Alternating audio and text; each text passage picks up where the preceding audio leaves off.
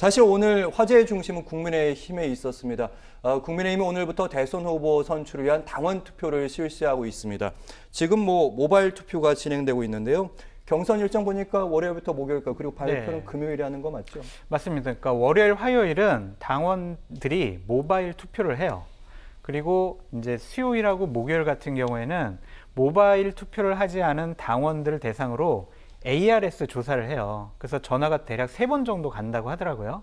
그래서 당원들 투표할 수 있는 시간과 기회를 좀 폭넓게 했고, 또 하나는 일반 국민 여론조사를 수요일하고 목요일 날 합니다. 4개 회사가 1,500명씩 해서 총 6,000명을 조사하게 되어 있습니다. 네. 그래서 금요일 날 대략 아직 시간은 정확히 안 잡힌 것 같은데 2시부터 5시 사이에 국민의힘의 대선 후보가 선출될 것으로 보여집니다. 네, 일단은 여론조사 문항이 어떻게 설계되어 있느냐 이 부분도 참 많이 궁금해하시는 것 같아가지고 그 부분 짧게 설명해 주신다면요. 그러니까 대략 이런 거예요. 자, 이 여론조사는 국민의힘의 대선 후보를 선출하기 위한 그러한 여론조사입니다라고 먼저 얘기를 하고, 민주당의 이재명 후보를 대상으로 가장 경쟁력 있는 후보는 누구라고 생각하십니까? 1번 예를 들면 홍준표, 2번 윤석열, 3번 유승민, 4번 원희룡, 네. 이런 식으로 해서 후보 순서는 랜덤으로 하게 될 거예요.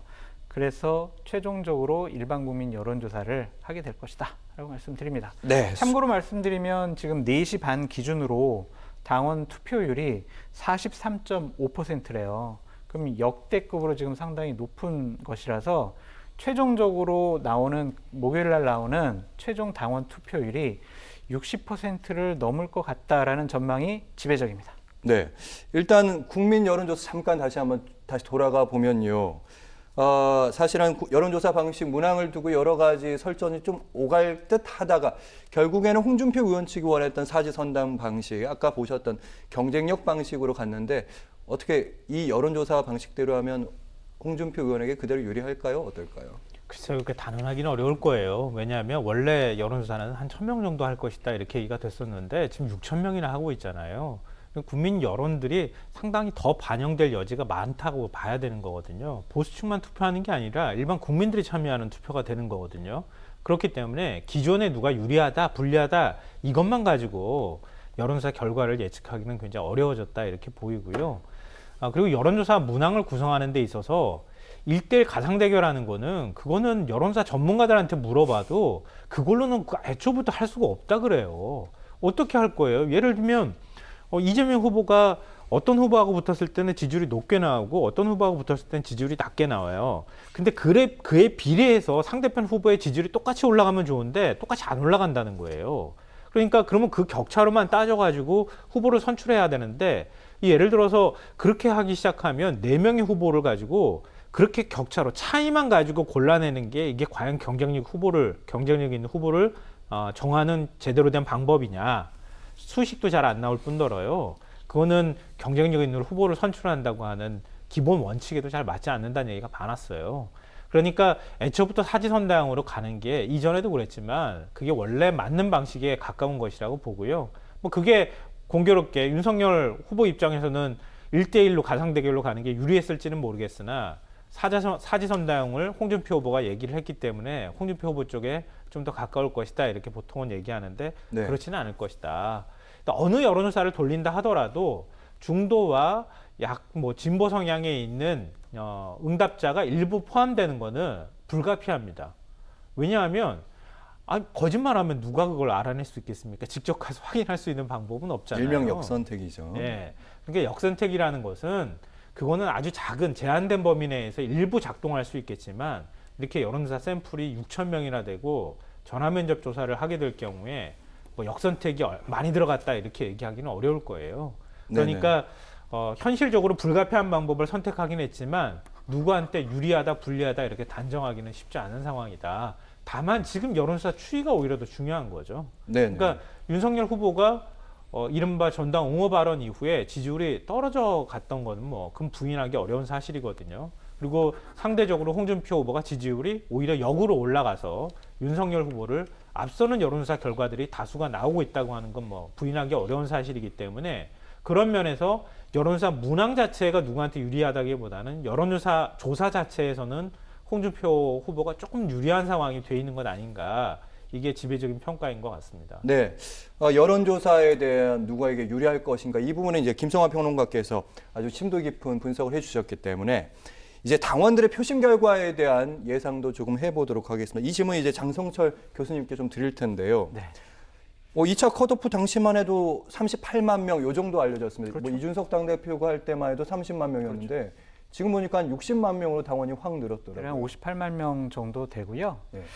상당히 이제 주목해 봐야 될 것은 40대 이하의 지금 선거인단이 상당히 많이 늘어났어요. 그러니까 예를 들면 총 해서 지금 20만 명이에요. 그러니까 60대 이상의 지금 선거인단은 대략 보면 22만 명이고 40대 이하는 20만 명이에요. 50대가 대략 한 16만 명 정도 되고요. 그렇다면 이거는 상당히 지금까지 국민의힘 계열의 보수 정당이 한 번도 구성해보지 못한 선거인단 구성이에요. 당시에는 그냥 80% 이상이 50대 이상이었거든요.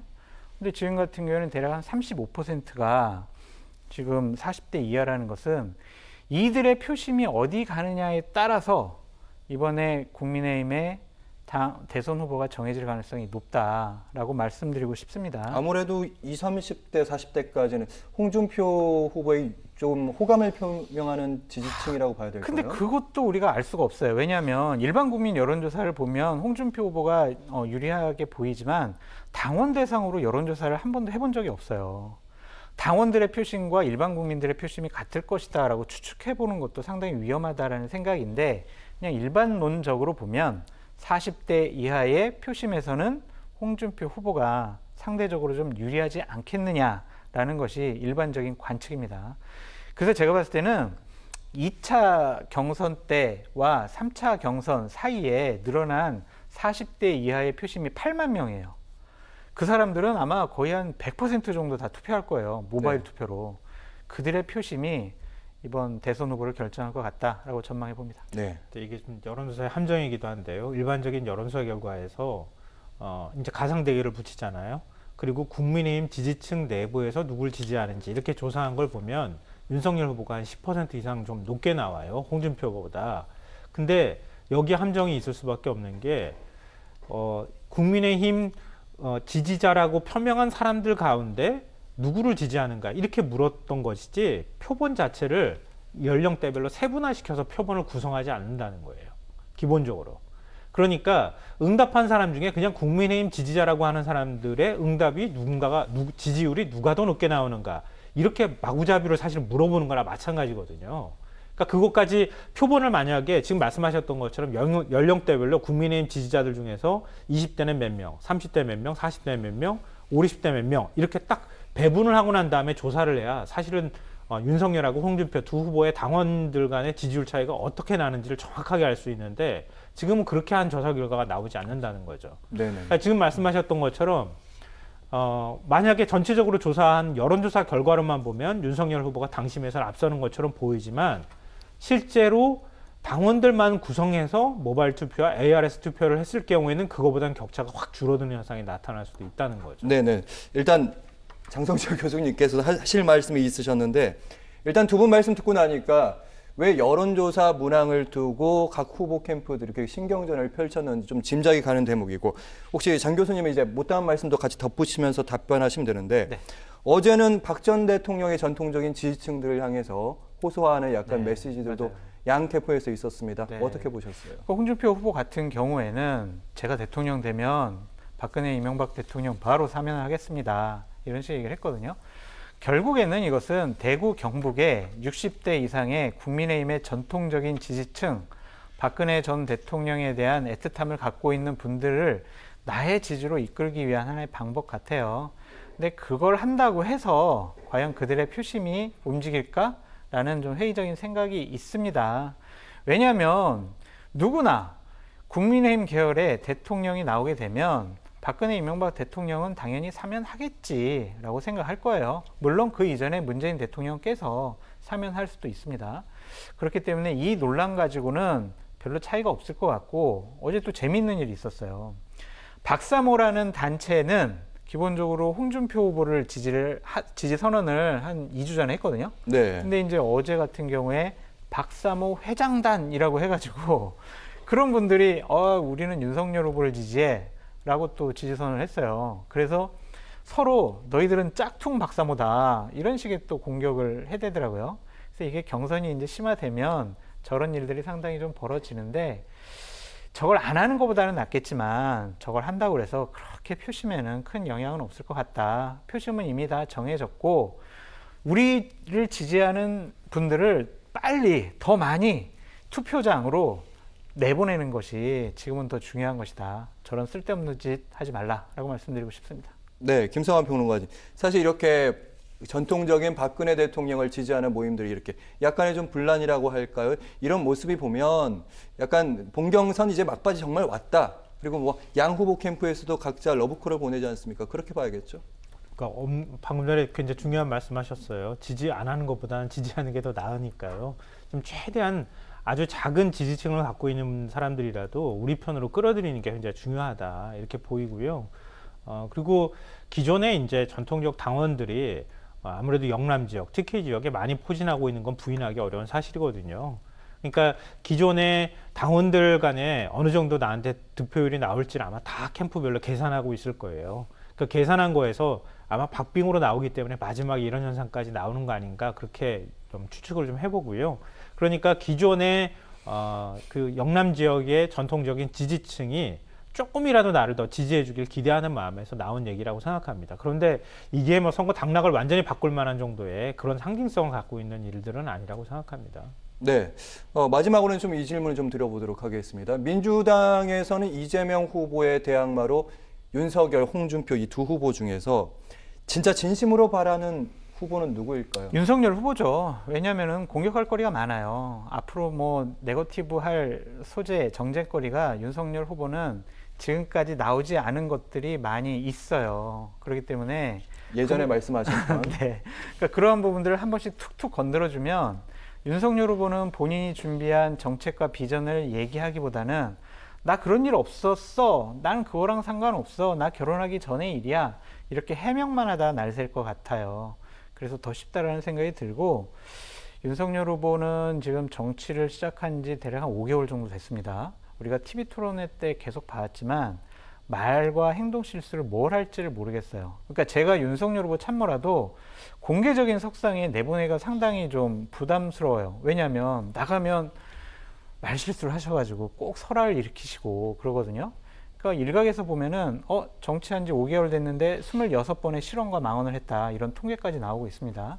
이런 거 보면 보다 더 뭐 약간 미래에 대한 비전 이런 것이 좀 적더라도 실수를 덜 할 수 있는 그리고 정치 경험이 많은 홍준표 후보에 대해서는 분명히 좀 부담스러워하는 면이 있을 것 같다라고 생각이 듭니다. 네, 장성철 교수께서는 저렇게 말씀하셨는데, 근데 한편으로는 민주당에선 자꾸 그 홍준표 후보는 공격하지 않고 윤석열 후보만 강하게 때리고 있단 말이에요. 이건 또 어떻게 받아들여야 되나요? 아니 윤석열 후보가 때릴 만한 구실을 자꾸 제공해 주잖아요. 이건 두 분이 이건이 가네요.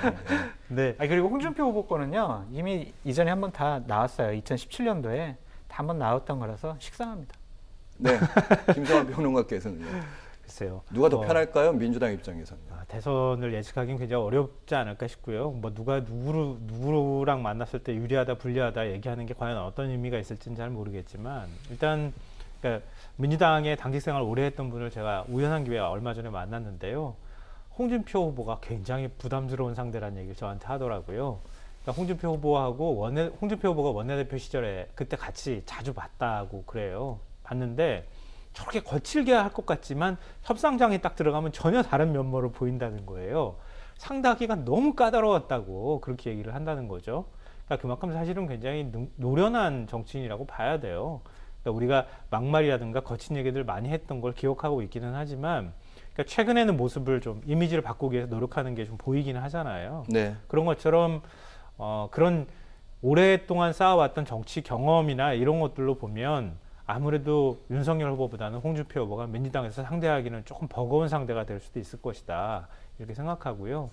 윤석열 후보는 뭐 사실 가장 큰 거는 일종의 정치 신인이라고 하는 거하고 또 하나는 나는 문재인 대통령하고 싸웠던 사람이라는 거. 정권 교체에 대한 여론이 높다고 하는 거. 그 세 가지 빼놓고 도대체 뭘 검증을 하라는 건지 잘 모를 정도로 자기 자신에 대한 검증도 피하고 있는 거 아니에요? 정책도 사실 없고요. 근데 나는 잘 싸웁니다. 이 이미지 하나로 대선 끝까지 갈 수 있을까?